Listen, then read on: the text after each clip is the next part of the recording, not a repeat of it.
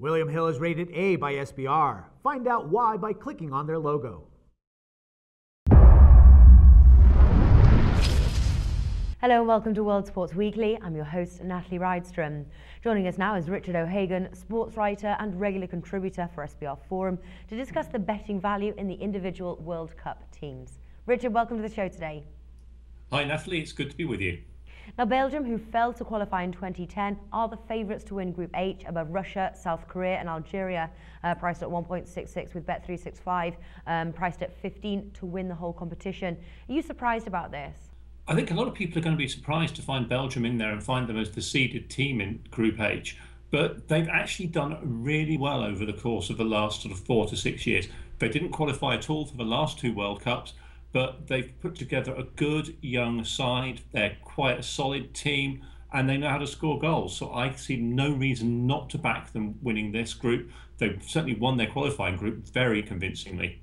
Okay, well, 1.61 is low. Would you make a bet on them at that price to win the group over Russia or even South Korea, who did make it to the round of 16 in 2010? I think what I'd be looking to do is actually to double up and look for a combination that's going to go through. So Belgium and one of those other two. Which one of them goes through, I think, could be very interesting because neither of them is going to get a particular benefit from the conditions. They're both fairly equal in terms of talent pool. So it might even be a group where it's better to wait and place your bet on who's going to win it or 2 teams to go through after the opening 2 fixtures.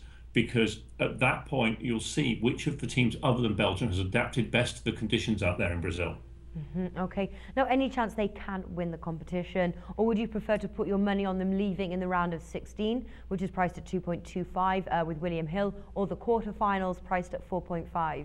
I think that they are most likely to go out in the second round, the round of 16, because they are going to come up against either Germany or Portugal, both of whom are better than Belgium. So I would say round at that point, even though the odds are not as great as them getting to the quarterfinals, that's where my money would go because I can't see them getting past that round at all, I'm afraid.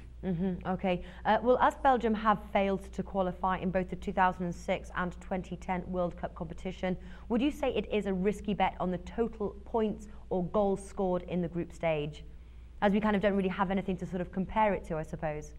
We don't have anything to compare it to. We don't have an awful lot to compare it to in terms of Russia either, because they went through their last big competition was Euro 2012.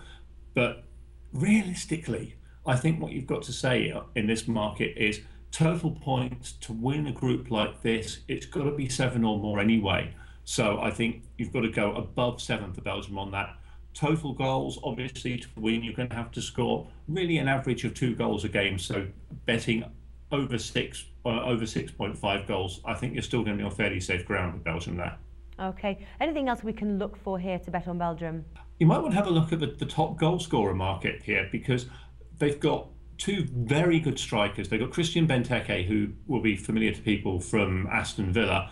He's had a few injury problems this season, and they've also got a youngster called Romelu Lukaku, who is 3.1 at the moment to be top goal scorer, and he might well pick up a few goals there because particularly if Benteke is playing, people are going to be watching this big guy who's got credentials in the Premier League. But over and above that, if he's fit, Manchester United's Marouane Fellaini will be directing things from the midfield, but he is also a serious threat at set pieces. And at round about 16s, might be worthwhile just having a small amount of money on him to be top goal scorer, because that's actually where Belgium tend to score a lot of their goals from, set pieces. Okay, very good there. That wraps things up for our team preview. Richard O'Hagan, thanks for joining us today. You're welcome, Natalie.